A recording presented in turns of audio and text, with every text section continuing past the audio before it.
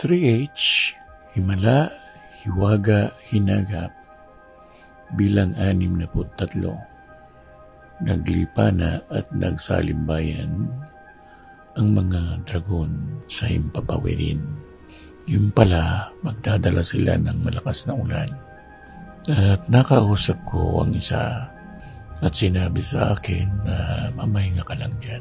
Kami ang bahala dito. Mga bata pa ang mga dragon.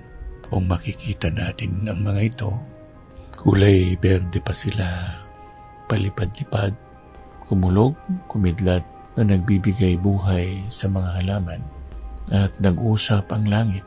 Nagbabasid lamang ako, pero hindi pa rin sila kontento dahil sa kakulangan ng puno sa lungsod. Puro bahay, establishmento mga nakatayo at ang mga halaman ay ginagawa nilang dekorasyon. At umikot-ikot ang mga dragon sa paligid namin. Nakatulugan ko sila.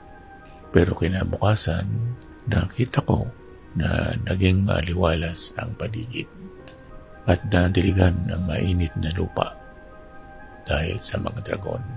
Basbasan mo nawa kami mga dakilang dragon araw-araw para hindi kami mamatay sa init at magkaroon ng buhay gaya ng mga malalaking puno.